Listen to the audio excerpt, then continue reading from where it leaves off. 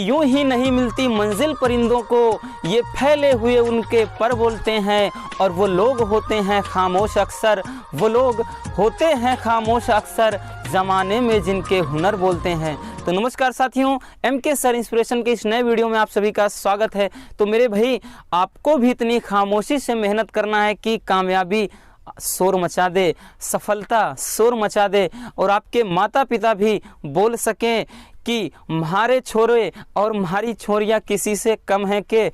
तो मेरे दोस्त, आज के वीडियो में हम कोलराउस के नियम को पढ़ने वाले हैं, और जो केमिस्ट्री का एक मोस्ट इम्पॉर्टेंट टॉपिक है और जो आपको 4 नंबर दे कर जाएगा।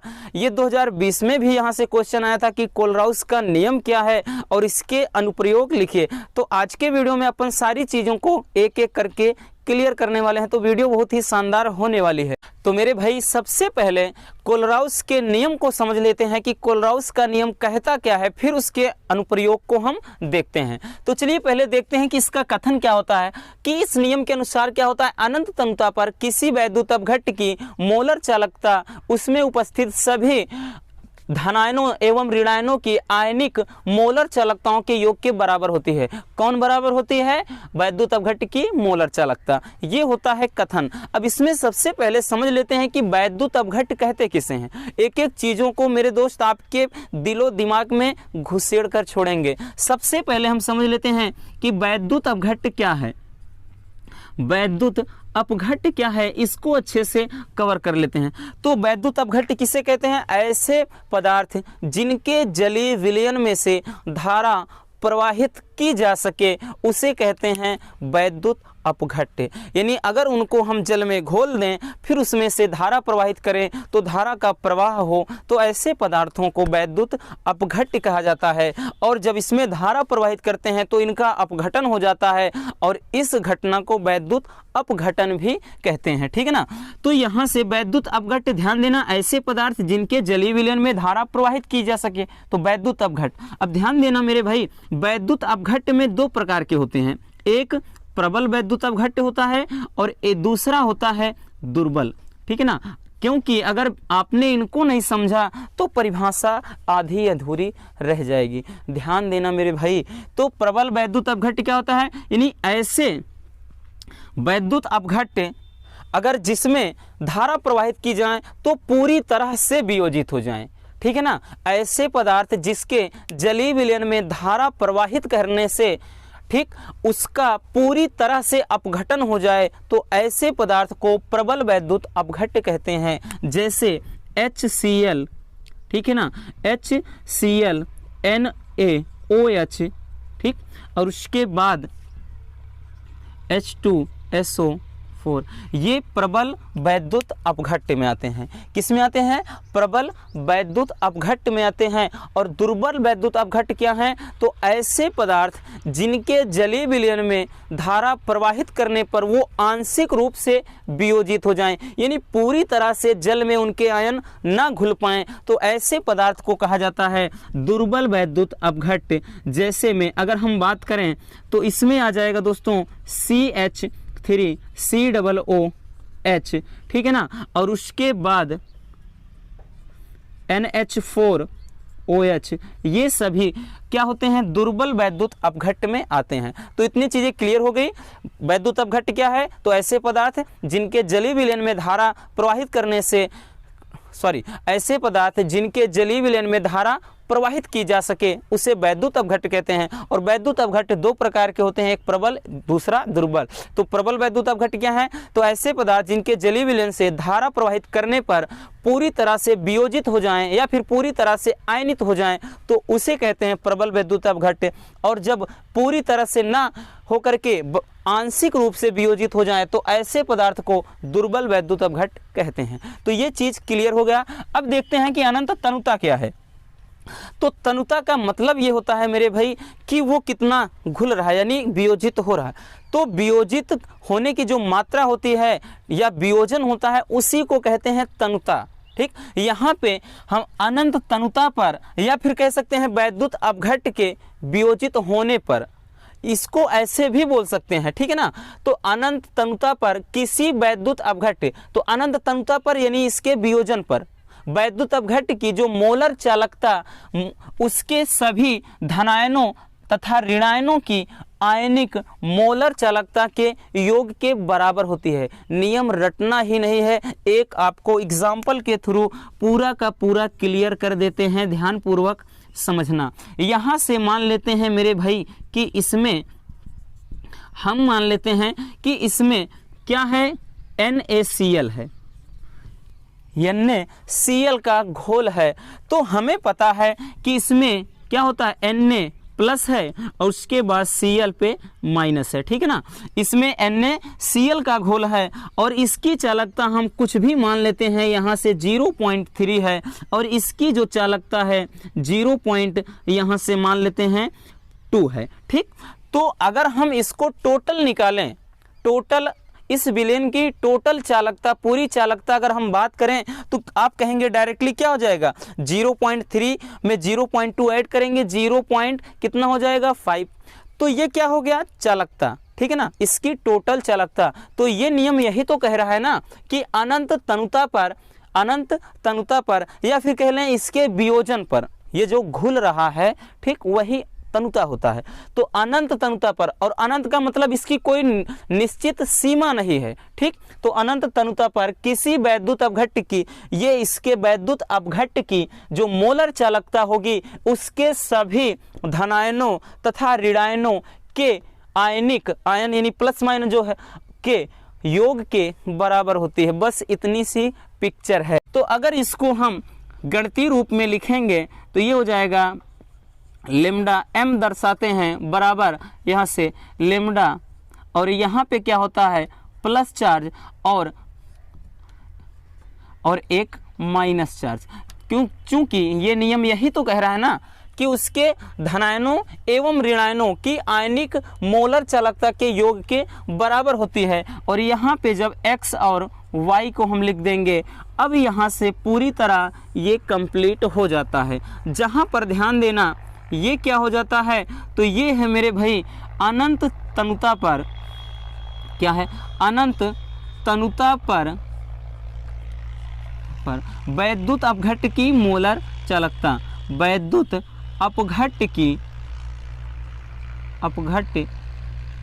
की मोलर चालकता, ठीक ना, मोलर चालकता, वैद्युत अपघट्ट की मोलर चालकता हो जाता है।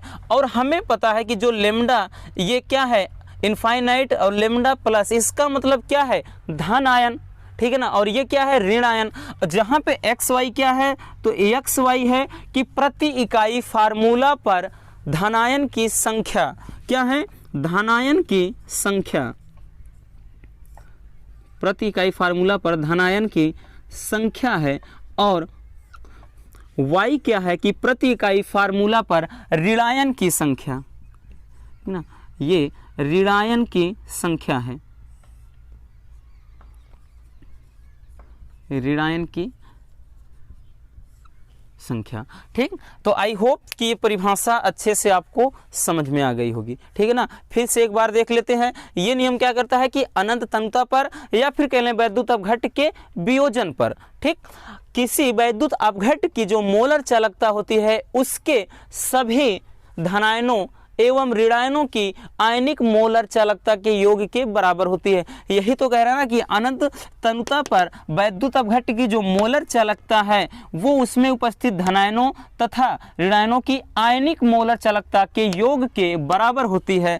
अब जिसको हमने यहाँ से अच्छे से समझ लिया था इससे, ठीक है ना। तो पहले आप इसको स्क्रीनशॉट कर लीजिए, उसके बाद इसके अनुप्रयोग को देखते हैं। चलिए अब यहाँ से इसका जो अनुप्रयोग पूछा जाता है, और एक अनुप्रयोग तो बहुत है क्योंकि एग्जाम में ज़्यादातर यही पूछा गया है कि कोलराउस का नियम क्या है और इसका एक अनुप्रयोग उदाहरण सहित समझाइए। तो ध्यान देना कि दुर्बल वैद्युत अपघट्ट की मोलर चालकता की गणना कैसे करते हैं, और इसी पे बहुत सारे न्यूमेरिकल्स भी बनते हैं। तो ध्यान दो मेरे भाई कि हमें यहाँ पर CH3COO या चीनी एसिटिक अम्ल की मोलर चालकता निकालना है, और किसकी सहायता के से, प्रबल वैद्युत अपघट्य की सहायता से। किसकी सहायता से? प्रबल वैद्युत अपघट्य की सहायता से हमें एसिटिक अम्ल की मोलर चालकता निकालना है। तो ध्यान देना, हमें पता, अगर इसकी हम यहाँ से समझेंगे, अगर हमें निकालना है मेरे भाई CH3COOH, इसकी मोलर चालकता अगर हम निकालेंगे तो किस तरह से निकालेंगे? हमें पता है, हम इसको जब लिखेंगे ये क्या हो जाएगा, H तो प्लस में हो जाएगा, ठीक है ना, यानी इसकी इधर देखिए, आगे पीछे कुछ भी लिख सकते हैं। पहले CH3COO ये किस में आएगा? माइनस में टूटेगा, और उसके बाद ये क्या हो जाएगा? H प्लस में। तो इस तरह से इसका वियोजन होगा, ठीक है ना, इसका वियोजन इस तरह से होगा। तो हमें ये कैसे प्राप्त होगा? हमें प्रबल वैद्युत अपघट्य की सहायता से इसे निकालना है। अब यहाँ से हम प्रबल वैद्युत अपघट्य को रख लेते हैं कि हमें ये निकालना है, ठीक है ना, हमें इसको निकालना है CH3COOH को। तो यहाँ से ध्यान दो मेरे भाई कि हम एक लेते हैं HCl और दूसरा ले लेते हैं एक प्रबल वैद्युत अपघट्य CH3COONA, ठीक है ना, और ये लेते हैं, हमें चाहिए क्या? CH3COOH और H यहाँ पे। तो इसका मतलब ये Cl है और Na है, तो NaCl है, तो इसका अर्थ ये हो जाएगा, इसमें घटा देंगे क्या? NaCl। इस तरह से, अगर इस तरह से करेंगे तो हमें ये प्राप्त होगा। अगर ये भी नहीं समझ में आ रहा है तो इसको हम और तोड़कर समझते हैं, तब ये चीज़ें क्लियर हो जाएंगी। अगर इसको हम लिख देंगे मेरे दोस्त तो कितना ये क्या हो जाएगा? H प्लस में, और हमें पता है कि ये जो हो जाएगा Cl माइनस में हो जाएगा। इसी तरह हम इसको तोड़ेंगे तो ये क्या हो जाएगा? CH3COO, ये माइनस के आयन में टूटेगा, और उसके बाद ये क्या हो जाएगा? और इसकी जो मोलर चालकता ये Na प्लस आयन में, और हमें पता है कि यहाँ पे जब ये माइनस है तो ये इसको भी माइनस कर देगा, यानी Na प्लस है, लेकिन और यहाँ पे ध्यान देना, और इस तरह से जब ये टूटेगा मेरे भाई तो Cl माइनस हो जाएगा ना, ये माइनस हो जाएगा। बट अगर इसको हम माइनस का अंदर गुणा कराते हैं तो ये वाला चिन्ह भी क्या हो जाएगा? ये वाला चिन्ह भी माइनस हो जाएगा, ठीक, ये वाला चिन्ह भी माइनस। अब ध्यान देना, इसमें क्या क्या कट रहा है, क्या कट रहा है इसको समझना। और देखो ये चार्ज वाला माइनस है ना, यहाँ समझ लीजिए, तो ये एक प्लस में Na और एक प्लस में माइनस में Na, और उसके बाद यहाँ Cl चार्ज प्लस में है और उसके बाद Cl चार्ज माइनस में है। तो बचा क्या? CH3COO माइनस का और H प्लस का। इस तरह से ये जो बचा है, हमें देखो यही इसका हो गया कि नहीं।